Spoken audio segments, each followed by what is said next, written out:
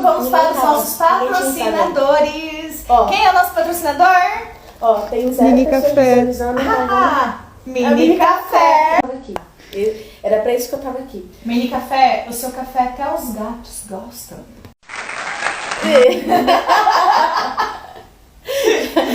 A primeira pessoa. Tá, então focando, gente, olha aqui. A gente tava bem animada.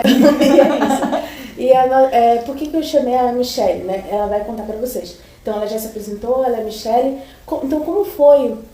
Eu queria começar desde o início. Né? Até chegar ao diagnóstico. Então eu queria saber como foi a tua infância. Eita. Se tu se sentia diferente das pessoas. Sim. Eu sempre me senti diferente, não encaixando nos grupos, mas não sabia o quê. Porque tinha colegas, né, tinha amiguinhos na escola, mas, por exemplo, eu não gostava muito de sair de casa. E me sentia bem estando em casa, no meu ambiente, então, mas, né, notava que era diferente dos colegas, então não tinha aquele negócio de ficar brincando o dia inteiro na rua, não. Você sentia segurança, assim, dentro da casa, um desconforto, tipo, aqui tá bom, por que eu vou querer sair lá fora, isso aqui tá bom? Tipo, você não conseguia explorar. Sim, e eu tenho uma particularidade, que a minha mãe me conta, que quando ela me arrumava para ir brincar, eu voltava, tipo, do jeito que não voltava que nem as outras crianças, suja, Você voltava suada, sempre. Você saiu. Isso não importasse se era uma brincadeira de rua ou se era uma festa de aniversário. Voltava. Belíssima, hein? Acho que ia pra brincadeira, ficava quieta. Não, mas eu brincava também, mas não... Não se sujava.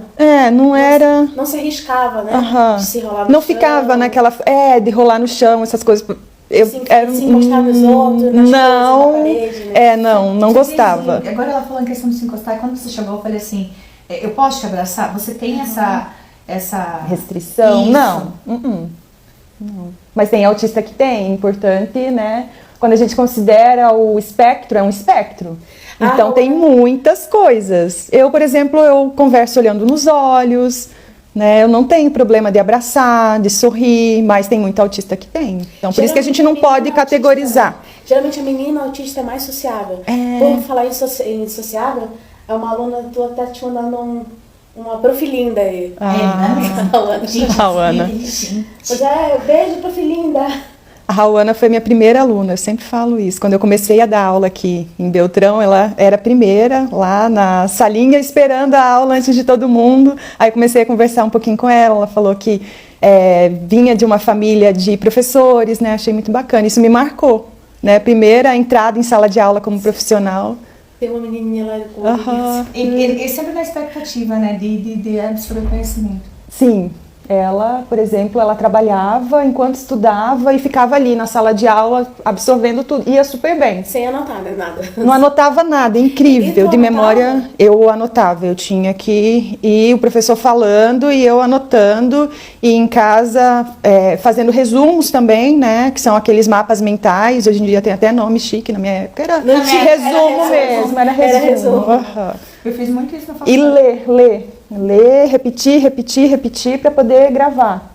Então, eu tinha eu chamo de dificuldade, né? Eu tinha que estudar, compensar. Eu acho que talvez fosse uma técnica de você também de estudo, porque eu não acho que é uma dificuldade. Mas os meus colegas, eles estudavam menos. Eu tinha que ficar ali em cima, repetir, falar. Mas será que eles estudavam menos ou você sempre foi destaque naquilo e com uma cobrança que você sempre teve? Não. Eu acho que era diferente. Eu notava essa diferença também nos estudos. A dificuldade que ela está falando é de ler e de assimilar. A compreensão. Então ela tinha que ler várias vezes para assimilar. É o charme. Depois mamãe compra outro. A gata interrompendo a transmissão. Se é alguma ração também, marca de ração de gato, quiser patrocinar a Raul, 5 gatos. 5 gatos, por favor. Não faz isso, cara. Pet shop para, né, arranhadores, para os gatos, né, deixar a transmissão também, tudo bem-vindo. Aceitamos. E vai estar bem aqui, ó, da gente coloca aqui na frente. Aí os gatos vão alegrar. Então você tinha que ter esse contato para você poder fazer essa questão da memorização, a compreensão. Eu acho que agora eu entendi. Quando você efetuasse a leitura, você não conseguia absorver de imediato aquilo que você estava lendo.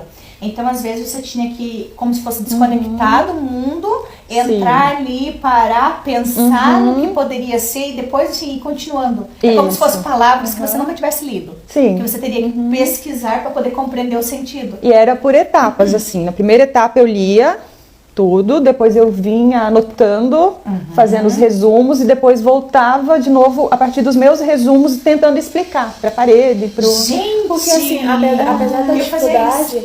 Então, apesar da dificuldade, a Michelle, ela tinha o compromisso, a responsabilidade, Isso, essa até uma certa, né, rigidez com os estudos. Isso. A rigidez com os estudos, de ficar, inclusive, focada nisso, não é isso? Eu ia falar isso agora, Pra ser uma porque o professora estudo, universitária. o estudo era um hiperfoco, acredito eu, né? Pra ser uma professora universitária com doutorado, minha filha, com certeza hiperfoco. Porque, assim, geralmente a pessoa com autismo, se a parte acadêmica não interessar... Ela não faz. Não faz? Ainda mais com TDAH junto, né? Então tá. Aham, então... A gente esqueceu de falar, né? Sim. Que tu tem 2 CIDs. 2 CIDs.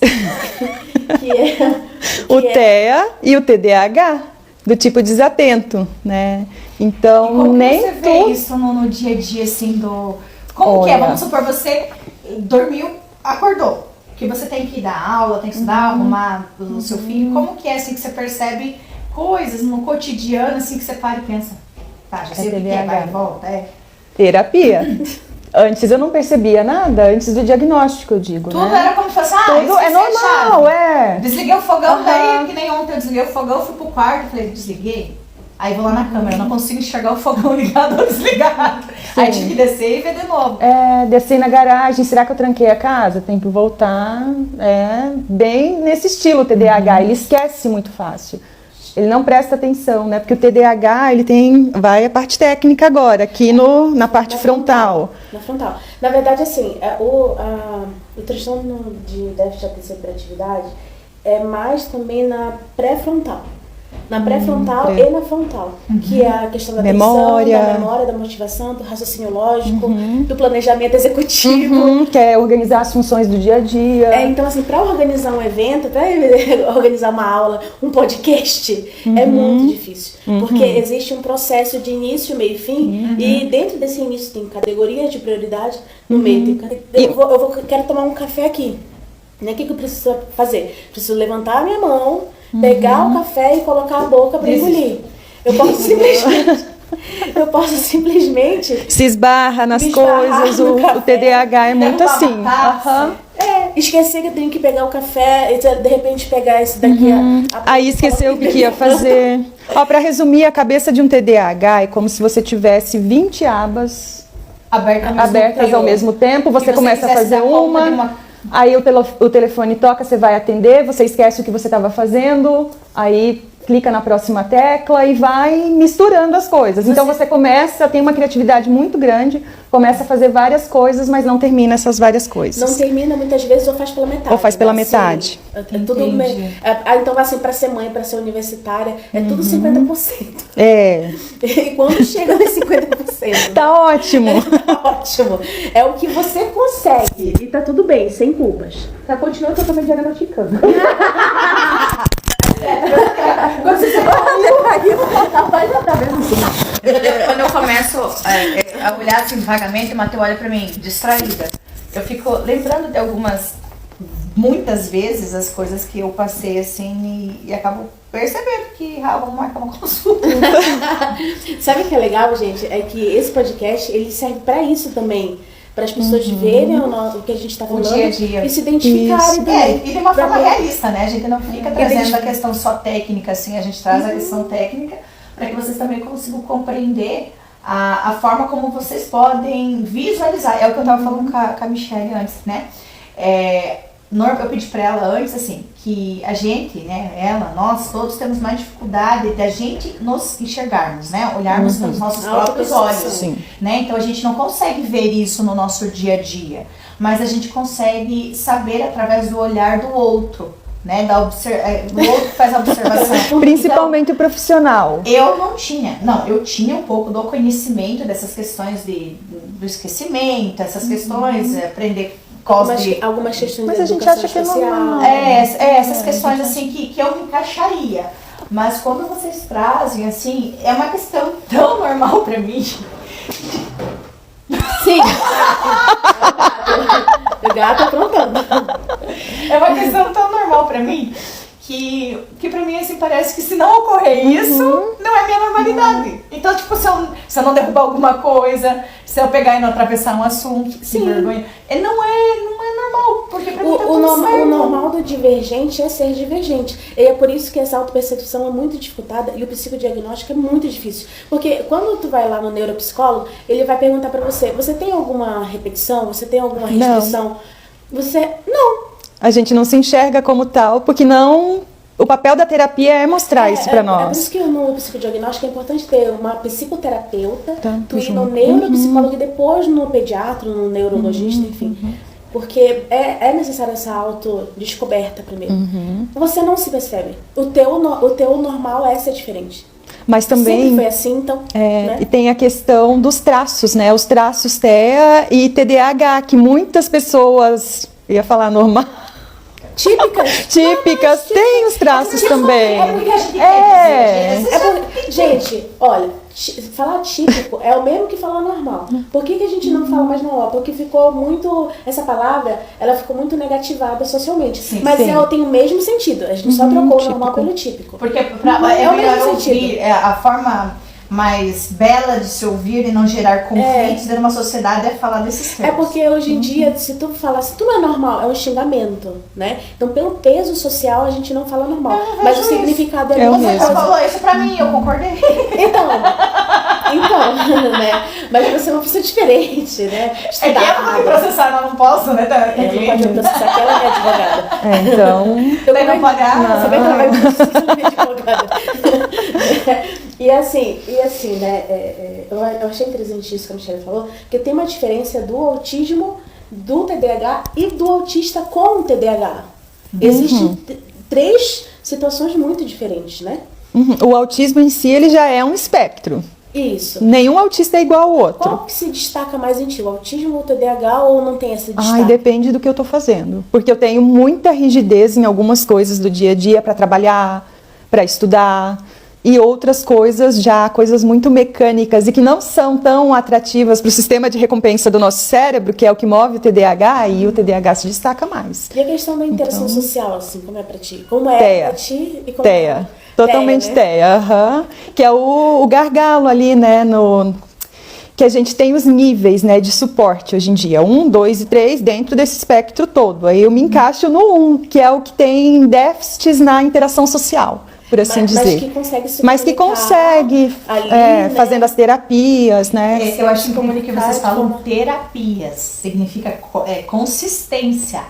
Não é um diagnóstico, não é uma consulta, não é 2, é uma continuidade. E as pessoas acham, não sei se as pessoas acham, mas vou colocar assim.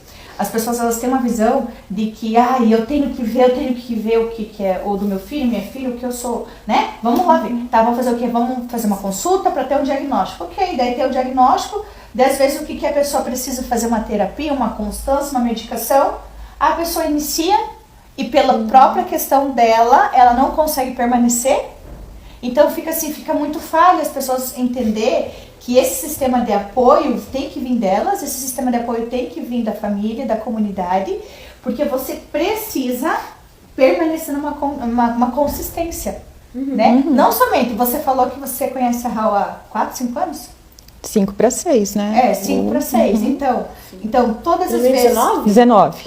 Todas as vezes que, vamos supor, que você consegue perceber ou que você precisa, você sempre tem essa consistência, talvez não semanal, talvez não quinzenal, talvez uma vez por mês, talvez quando você percebe que você está saindo daquilo que já estava diagnosticado, talvez está apresentando outras características. Então, você ter essa relação com o profissional da saúde é interessante. E não se limitar tão somente àquilo que foi te dado. Tu sabes, assim, que é uma coisa interessante sobre isso.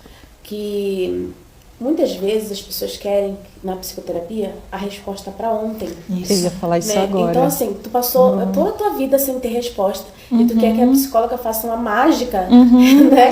Pra descobrir tudo que tu tem. A gente pode ter todas as técnicas do mundo. Se você tem limitação de autoconhecimento, vai ter que depende da parede que tem que quebrar ali. Pode ser uma areia que dá pra gente escavar e achar rápido o tesouro, ou pode ser uma pedra que eu vou ter que quebrar e vai saber qual é a densidade da rocha. Desculpa, e tem... rocha. É rocha. Gente, é negócio da geologia, então é rocha, não é pedra. Então vai saber qual que é a grossura do bicho, né? Da rocha, e que vai ter que assim lapidar. Até encontrar como é? O silício, né? Como é? O mineral. O mineral. Que é justamente o que essa pessoa viveu na infância. Às vezes, a maioria não lembra. A maioria não lembra que viveu. Ou acha que foi normal, né? Porque não tem a percepção. Ou que foi passado pra ela que era normal. Porque na nossa época, na minha época, era normal ter isso, ter aquilo. Era normal a conduta de educação que você recebia dos seus pais. Hoje em dia já não é. Tem certas condutas ali, princípios que eram adotados, que hoje em dia não são recomendados, que eu não posso citar, porque minha mãe vai assistir esse podcast e depois Então vamos focar na Michelle. Michelle, fale sobre o efeito masking, que eu sei que tu sabes. Então, o efeito masking é uma palavra, né, que significa máscara, um mascaramento social, que é muito comum nas mulheres autistas.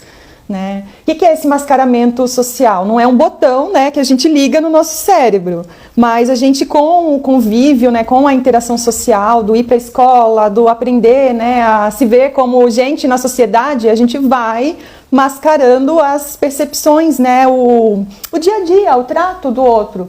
Então isso acaba mascarando, daí o termo, né, mascarando muitos dos traços ou comportamentos que seriam característicos de um autista. Tu pode dar um exemplo assim da tua vida, se tu fez algum efeito masking, se tu te obrigou a fazer alguma coisa em algum evento social, se tu fingiu que estava de um jeito. Sim, o sair com os colegas, né? Principalmente época de faculdade, todo mundo saía, vamos sair, não gostava, mas ia. E fingia que estava felicidade, né? Interagia até de certa forma. Então por dentro tu estava super incomodado com barulho, com rindo e Então, e isso já aconteceu em relacionamentos pessoais também? Sim, trabalho, né?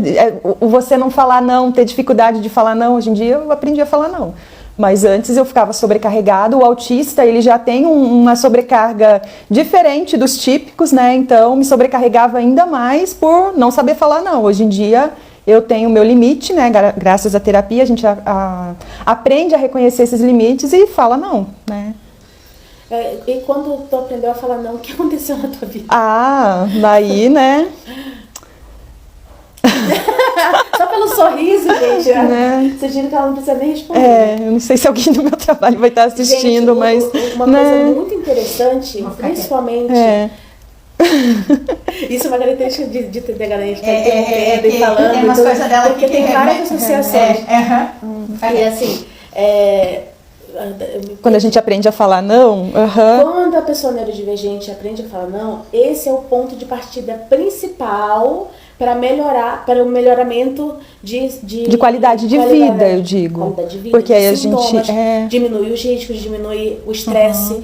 Então, o fato de você falar não, tu filtra os estressores ambientais. Eu era uma pessoa muito sintomática, né? Tinha psoríase, cabelo começava a cair muito e era tudo sintoma de ansiedade. Ansiedade não tratada de não ter um diagnóstico há 40 anos, né? De não saber dizer não, de ir fazendo tudo.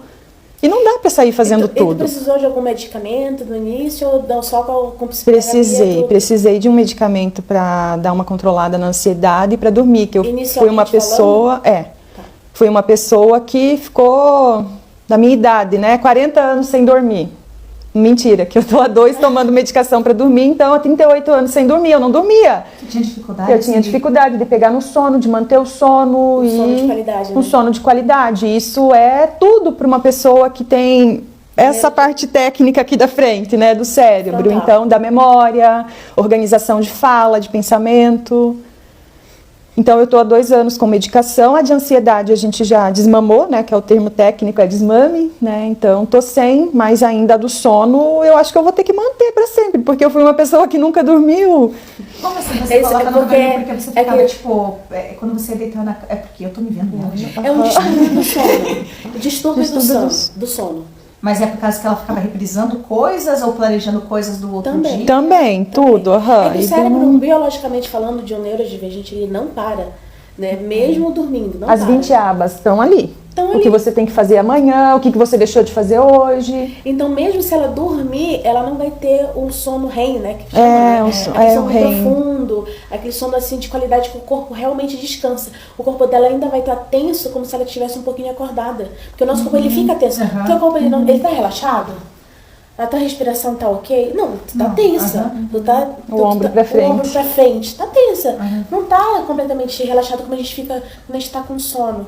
E isso significa que ela vai amanhecer extremamente cansada. Fisicamente e mentalmente. E isso ao longo dos anos é terrível. É terrível. Irritabilidade, aí a pessoa fica grosseira, né? A pessoa fica... mas tu tá insuportável, né? Fala, e acaba julgando as pessoas sem saber que elas têm uma dificuldade não tratada, né? E é engraçado que é muito mais...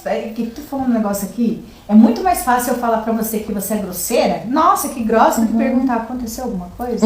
Isso. Você está bem? Porque quando eu pergunto, é aquele negócio que a gente tava falando na outra vez, né? Ah, oi, tudo bem? Às vezes não tá tudo bem. E a gente tem que mascarar e falar tudo. Viu que ela me perguntou? Você tá tudo bem, Raul? Eu falei, mais ou menos. Mais ou menos. Todo dia é um desafio e teve algumas situações. Então... E eu tô aprendendo a ser isso. Porque se eu não posso expressar aquilo que eu sinto, então eu prefiro não falar. Você. Eu prefiro não falar. Então se a pessoa... Oi, tudo bem? Eu já pego, pulo, tudo bem, porque eu não consigo não falar o que não está bem, né? Então eu já pulo tipo assim, então vamos... o teu horário... Sem filtro. Nimbicidade sem filtro. Então, assim. Daí a pessoa responde, tudo bem? Eu só mando positivo, porque se eu mandar escrito aquilo que eu não estou sentindo, eu vou estar me culpando porque eu estou mentindo. Tá, então olha, que fique bem claro. Se eu perguntar pra você se está tudo bem, é porque eu realmente quero saber. Senão eu nem pergunto. Isso aí. Às vezes eu falo, oi, boa tarde, boa noite. Eu não pergunto. Agora, se eu pergunto, é porque eu suspeito que a pessoa não esteja bem e aí eu quero saber se eu posso ajudar com isso. É isso. Me lembrou uma mensagem. Viu, doutora Samela? Eu sei, eu acabei de lembrar da mensagem. Não é uma indireta, é uma direta. Ui, mulher! Não, tá tudo bem. Depois eu te mostro. E assim, nos teus relacionamentos de namoro, essas coisas assim, como é que foi isso daí pra ti? Tinha um pouco de TEA e um pouco de TDAH. Por onde eu começo? O TEA tem aquela questão da rigidez, né? Então, fazia as coisas, tudo cronometradinho, certinho. Horário, fim de semana. E o TDAH já tem aquela coisa da emoção, né? De querer sempre dopamina. Dopamina move o cérebro do TDAH, então você quer novidade. E aí, quando aquilo passa a não ser novidade mais... Nossa... É por isso que é bom, né? Trazer pessoas. Quando aquilo passa a não ser novidade mais, você enjoa. Olha os meus olhos brilhando. Né? E o enjoar pretendentes não me enjoem. Porque assim, eu como psicóloga não sei então a gente enjoa. É a gente. Então, não me enjoem. Sempre sejam se aventurem. Eu não sei o que acontece, assim, porque assim, eu tenho um olho muito... Como é que tu falou? O meu olho é afiado? Seu olhar é um olhar... Não, cirúrgico. Cirúrgico, A Michelle falou assim, Raul, tu tem um olho cirúrgico, parece que tu bate o olho assim, tu sabe. Só que assim, eu, para as pessoas que são meus amigos, meus familiares, eles não me levam a sério. Porque eu sou muito Lucy Crazy. Só que na minha área profissional, as pessoas me levam a sério. Né? Então, eu levo a sério. Convive com a gente, convive com a nossa parte assim. Isso é opcional. Então assim, gente, família, né? Quando eu falo que tem alguma coisa pra investigar... É porque tem. É porque tem. Ela fui instigada por ela pelo podcast. E eu já falei pra Samela 1 milhão de vezes. Aí ela esperou a Michelle chegar pra... É mesmo? Eu já tinha falado tudo isso pra ela. Aí dá vontade. Só que a gente sabe, né, gente? Eu tinha falado tudo. Aí o olho dela brilhou quando a Michelle... Eu acho que eu fiquei com ciúme. Olha que autoconhecimento aqui. Mas ó, quando você me falou também da possibilidade, eu não Aí dá um impacto. mas quando você me falou da primeira vez assim da possibilidade de investigar, Rawane tá doida, né? Não, deve ser alguma outra coisa. Porque é normal, porque assim, a gente acontece de esquecer, acontece de ser assim.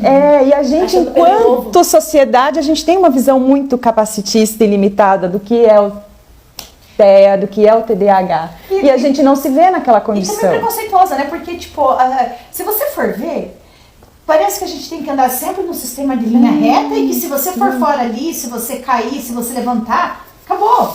É como se você não fosse sempre ali no equilíbrio da linha. E o diagnóstico não é uma condenação, né? Não é uma pena. Sim. Muito pelo contrário, são possibilidades Mas que a se vida, abrem. sim, a vida é evolutiva, a vida não segue aqui, a vida ela tem os seus caminhos. Os meandros. Os avanços. Sabe o que é legal, assim, eu tô apaixonada pela Michelle, né? Porque ela não tinha esse conhecimento, assim, né, todo. E quando eu vejo ela falando assim, porque a sociedade é capacitista e limitada, eu tenho muito orgulho disso, assim, porque não basta ser autista. Tem que vestir a bandeira e lutar pelos direitos. Tem que vestir a bandeira, vestir a camisa. Vestir a camisa. Semântica. Vestir a camisa, levantar a bandeira. Olha aí. lutar pelos direitos, porque você tá lutando, você também é um cidadão que tenha, né, as suas especificidades. Sim, e é o que eu falei. Eu falei assim que o mundo, a sociedade, ele só consegue enxergar você.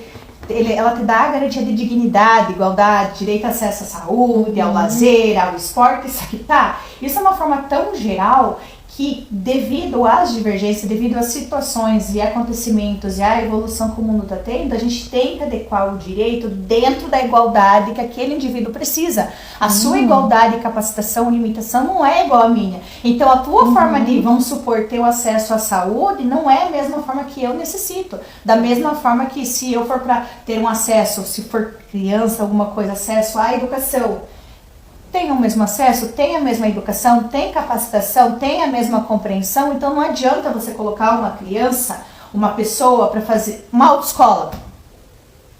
Tipo, me vê agora, você tá lá fazendo autoescola lá, tem um professor para te ensinar lá o teórico, você faz aula com todo mundo, e aí, como que fica? Tem capacitação? Então são coisas tão simples e tão singelas que podem ter essa mudança, e não tem. E você se sente sempre assim, ó, tipo... Tá, então eu sou a única que tem dificuldade aqui, porque todo mundo tá compreendendo essa porcaria aqui, eu não tô compreendendo nada, mas como que eles conseguem associar essa figura? Então, assim, não adianta o direito vir e te trazer igualdade, te garantir lá na Constituição, se realmente não existem leis específicas, porque para vocês terem conhecimento, a gente tem a nossa Constituição Federal, a gente tem a nossa Constituição Estadual do Paraná e os demais estados têm a sua, e nós temos as leis municipais. E cada ente, ele precisa determinar, conforme está lá regulamentado na Constituição, os assuntos que eles podem trabalhar em cima, ali, formalizar.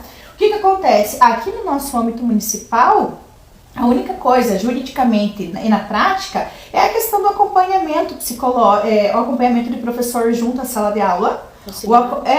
Isso, se não for professor início... Estagiário? Eu não queria falar isso, né? Mas enfim. Não, estagiário.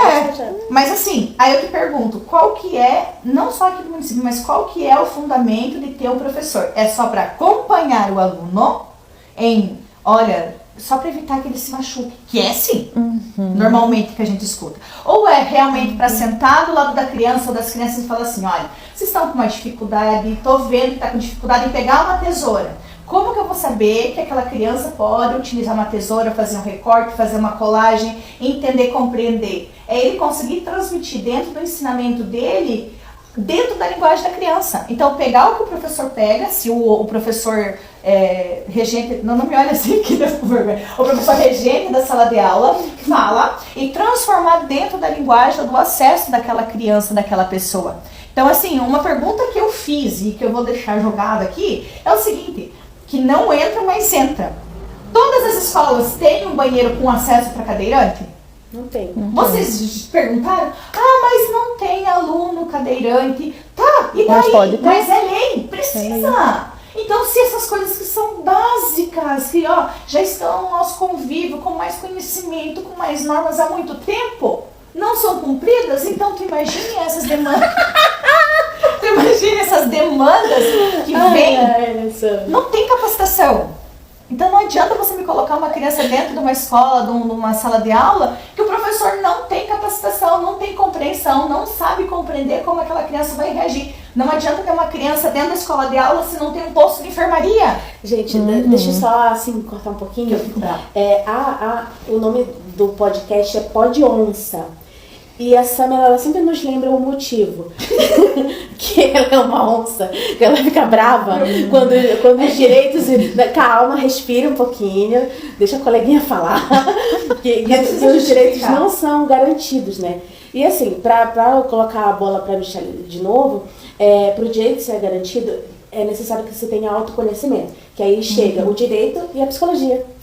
Que são as duas temáticas do Pod Onça. Direitos garantidos, é necessário autoconhecimento para se perceber como tal. Para se perceber como tal e lutar pelos seus direitos, né? Então, assim, Michelle, tu acha que tu teria alguma mensagem, alguma mensagem, assim, para mulheres que já têm esse diagnóstico, que tiveram esse diagnóstico tardio, porque o teu diagnóstico a gente não falou sobre isso, né? Foi tardio também. Foi tardio. Quantos anos tu teve esse diagnóstico? 38 anos.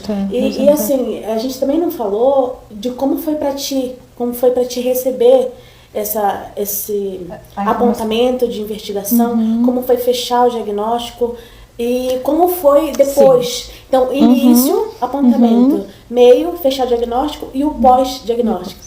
Então a gente começou a falar, mas dispersou nas abas e aí... Provavelmente são 3 TDAH e uma eu faço no jogo.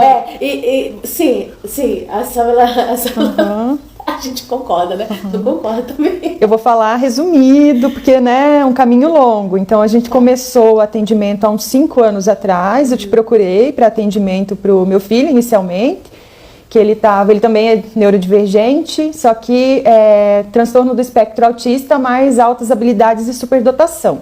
Então, ele sofria muito bullying na escola, porque sempre gostou de conviver com pessoas de idade maior, né? Não gostava de conviver com seus iguais ou de idade menor. Tinha um vocabulário muito rebuscado, falava coisas técnicas assim, sabe? Como se fosse um profissional. Por exemplo, um dos hiperfocos dele, que dura até hoje, é aviação. Então ele sabe como que funciona o motor de um avião, peças, e não é toda criança que está interessada naquele assunto, ainda mais criança. Com muitos detalhes, né? Com muitos detalhes e muita ênfase. Mas o fato é que ele sofria bullying na escola, e aí eu procurei a Rawane para tentar entender, né, o que era a origem daquele problema. E lá se foram 2 anos de terapia, porque como você falou, né, é uma lapidação até chegar no mineral, né? Porque o TEA, ele tem várias camadas. Primeira sessão não falou comigo, né? E por aí. 50 minutos de calado. E por aí, tem que ter paciência. E tem que ter paciência. E aí foi, quando você falou para nós da possibilidade, primeiro dele, eu não me via como tal, e eu, vou ler um pouquinho mais sobre o assunto, né? Aí o lado TEA, o ler, né, a rigidez, né, a questão acadêmica, ela acaba falando mais alto. Então eu fui procurar, aí eu vi que tinha um mundo de possibilidades, comecei pode ser que tenha a ver, porque... Tem algum sentido isso. Sim, porque a gente tem essa resistência no começo exatamente por ter uma visão limitada do que é o transtorno, né? A gente não tem esse conhecimento enquanto sociedade e acaba adotando posturas capacitistas, né? Então, por isso que é importante esse tipo de encontro, né? Para a gente levar isso. E aí, depois do atendimento do teu filho, que tu resolveste... Né? Aí ele entrou em processo de investigação, foram uns 2 meses, aí o dele deu, né? E nisso eu estava lendo e perfocando demais sobre o assunto, TEA, e eu vi muitos traços. E como o TEA é um componente genético muito alto, veio de mim isso, né? Aí eu entrei em processo de diagnóstico, ele é mais parecido comigo. E aí se foram 2 meses, né, com a neuropsicóloga, aí as terapias, Beijo, Rudier. E aí a gente recebe o laudo da neuropsicóloga muito completo, né? Ele aponta várias áreas de como é um mapa do nosso cérebro. Exatamente. Só que precisa passar pela validação de um médico. psiquiatra ou neurologista, que é ele que vai dar o laudo mesmo para fins final. Legalmente falando, é o ato médico. O ato médico. Então, só ele que pode fechar o diagnóstico. E aí, a gente encontra uns profissionais abençoados nessa vida, né? Que eu já ouvi, por exemplo... Depois você me conta. Depois eu conto no off. Não, você tem doutorado. Isso aí tá errado, sem ao menos ler o diagnóstico da profissional, né? Com uma arrogância. Ou né? preguiça. Ou por preguiça.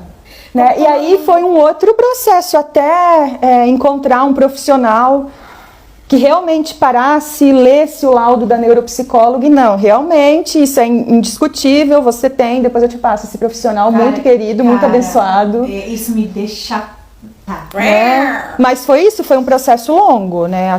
Aí depois um processo mais longo ainda, porque a gente tem direito à redução de carga horária de trabalho, né? Para poder acompanhar o filho às terapias. Posso fazer um adendo? Claro. Para as mães, para as famílias, bem rapidinho, tá? Vocês não precisam Isso é importante. entrar com uma parte jurídica ali da questão do advogado. Vocês vão na prefeitura, aqui como funciona aqui no nosso município. Vocês podem ir pessoalmente ou vão pelo site da Prefeitura de Francisco Beltrão, façam um protocolo, façam um requerimento. Nesse requerimento vocês precisam especificar o que o seu filho ou a quem vocês cuidam necessita de quê? Que você tenha uma redução de carga, e essa redução de carga tem os limites de horas lá, e você precisa comprovar com os diagnósticos, ou com um atestado médico, com a declaração médica, psicólogo, fono, precisa estar especificado o quê? As horas, as quantidades por dia e o tempo de tratamento. Então, vamos supor, 3 horas por semana, vamos supor que ele vai ser 2 dias, vai ser pelo período da manhã das 9 às 10 e pouquinho, e vai ser pelo tempo de 6 meses. Normalmente a prefeitura, ela sempre pede que você renove esse pedido a cada 6 meses. Então, a cada 6 meses, vocês têm que entrar com esse pedido. Para provar que é o para provar. Não, para renovar, ter continuidade. Pra ter direito de você ter essa redução de carga para que a mãe possa acompanhar a criança, né? E ela não ter a administração do salário. Que ela ainda está fazendo isso, terapia, isso. tá? Ela não tem a redução salarial, tá? Então aqui não é puxar saco não, mas a prefeitura, eu nunca tive problema com isso, com a parte jurídica ali, e vocês não precisam ter que entrar com alguma demanda jurídica, vocês por si só, pessoa física, conseguem, tá? Agora, se tiver algum empecilho, alguma situação que vocês verifiquem que tem o direito, foi impedido em qualquer área, não só na administração pública, aí sim, vocês podem procurar a escola, conselho tutelar, vocês podem procurar advogado, a administração pública, código de ética da OAB, pelo amor de Deus, porque tem uns advogados aí que, ó... Ministério Público. Então vocês procurem auxílio jurídico, procurem profissionais que também possam auxiliar vocês para ter esse amparo. Fechando. Onde que a gente estava? Então, assim, início, meio. Você parou no meio, que era o diagnóstico. Agora tem o pós-diagnóstico. Então, o pós-diagnóstico aí é como se a gente relaxa, né? Descontrai os ombros, tira aquela carga, porque aí, eu era diferente por isso. Porque lembra lá no começo, quando eu falei que era diferente das outras crianças, mas não sabia o quê, não se encaixava muito bem como uma pecinha, né? Então, aí que vem, então é por isso culpa, que né? Substitui a culpa, porque a gente fica culpado durante muito tempo. E a gente vai adquirindo ansiedade nesse processo, né? De se sentir culpado, de não conseguir fazer as mesmas coisas sem sofrimento que o outro consegue de forma normal. Então vem esse alívio. A explicação é terrível, né? E não sabe por quê. Eu sou assim? Por que todo mundo acha isso de mim? Né? E aí, assim, quando tem o diagnóstico, assim, cara, eu tenho uma condição neurológica.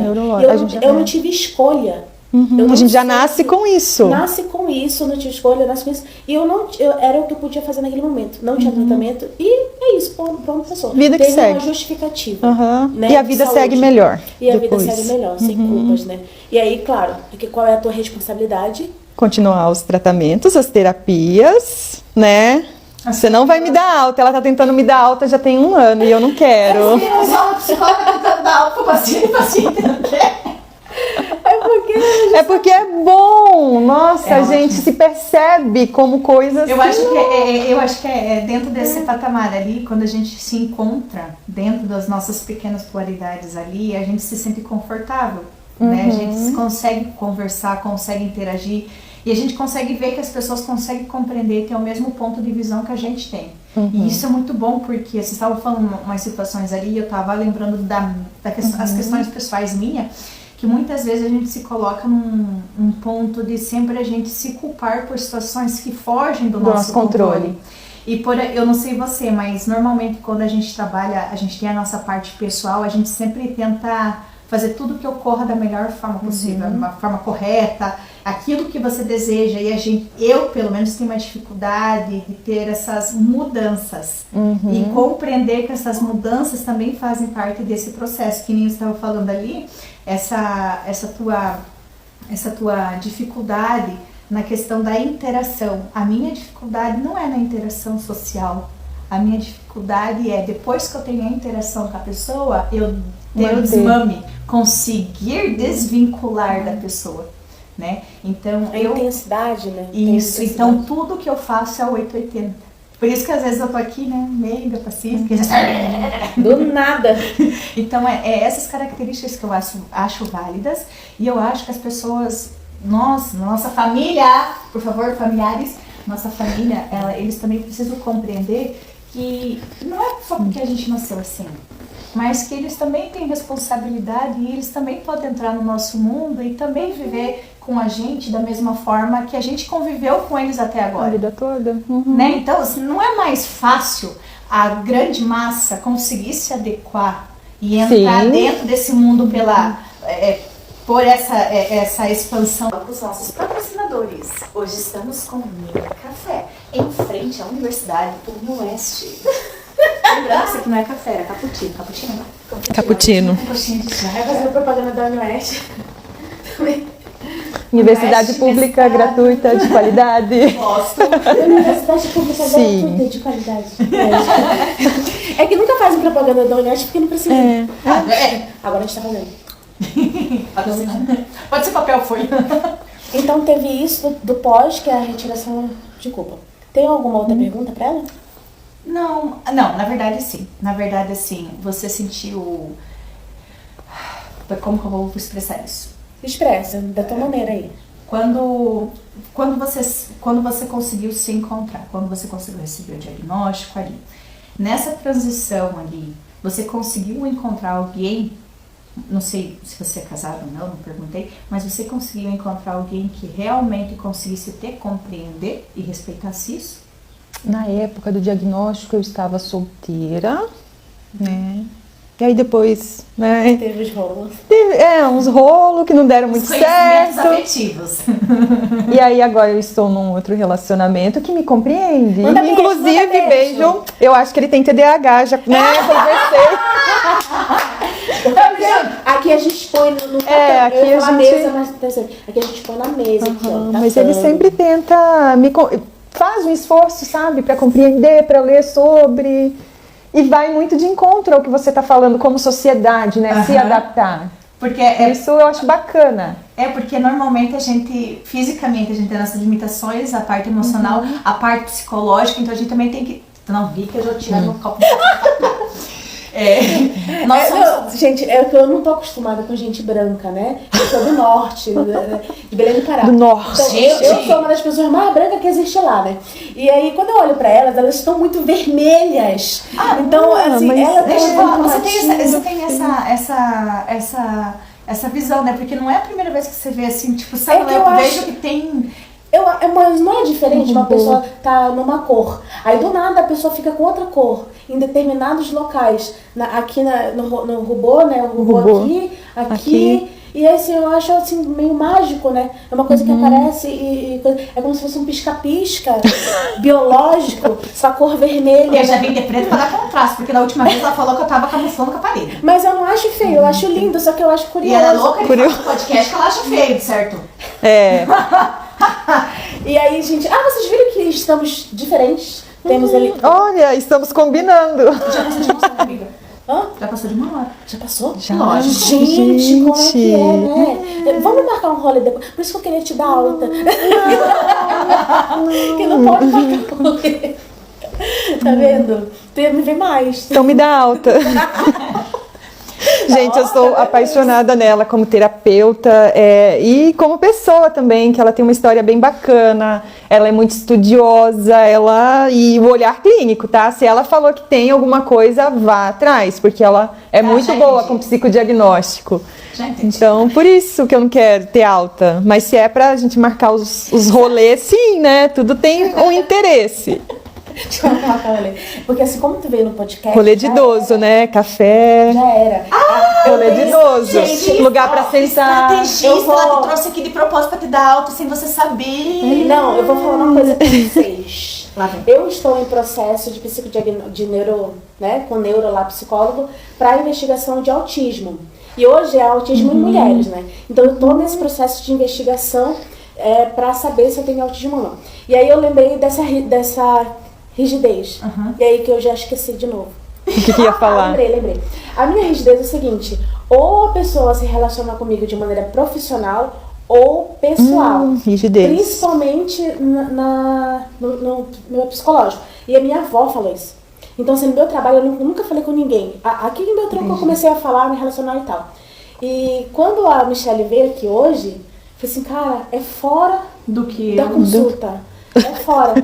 E aí eu fiquei assim... O que eu faço? Eu tava muito nervosa. Era por isso que eu falei assim, vem logo que a Michelle Se eu fosse atender a Michelle, ok. Mas como era fora, ela ia ver a Rawane, não a psicóloga. Né? E aí eu fiquei, então, eu tive eu fiquei assim, caraca, e agora? E assim, meio que quebra um pouco desse muro, né? Desse muro que tem. Daí eu falei assim, eu quero te dar. Tá bom, eu já entendi o recado. Você não sabia disso, né? Depois a gente conversa qualquer Depois coisa. a gente conversa. Ao vivo aqui, a gente tá fazendo a DR ao vivo. Né? Michelle, Tudo bem. a gente prosseguir. Será que isso pode? Será que eu consigo no microfone? A gente corta essa parte. Edita. Edita, né? Se você fosse fazer uma mensagem para as mulheres, para as mães, para todas as mulheres que estão assistindo, para todo mundo que está nos assistindo, referente a você, referente ao que a gente conversou, referente sobre a vida, o que você poderia deixar assim de marca sua aqui para nós hoje? Eu acho que se está em dúvida sobre o processo investigativo, vá atrás, porque hoje em dia o diagnóstico ele está muito mais facilitado, né? Aqui em Beltrão mesmo a gente tem vários profissionais, né? Neuropsicólogas que fazem esse processo de investigação. Público e privado. Então não deixa de correr atrás, porque é um direito, né? E a gente tem direitos, né? Tem uma legislação que nos ampara, né? Seja para nós, para os nossos filhos. Então, eu acho que sim, se está em dúvida, vá atrás, é melhor. Você teve qualidade de vida depois disso? Tive, sem dúvida. Eu sou outra pessoa depois do diagnóstico. Antes você sobrevivia, agora sobrevivia, você está vivendo, sem culpa. Consegui fazer, deu, não deu. Tudo bem, não se culpar. Diminui muito isso, a ansiedade. Então, assim, Michelle do passado de 0 a 10. A do passado? Um 5, né? De qualidade de vida. Michelle hoje, 0 a 10. 10. Então estamos finalizando um pódio divergente. O Matheus, né? Antes da hora. O Matheus já tava no sincronicidade. Finalizando um pódio divergente. Então, no 3 a gente vai pedir pra gente fazer o se tu quiseres. Tá. Tá? 1, 2, 3. Obrigada!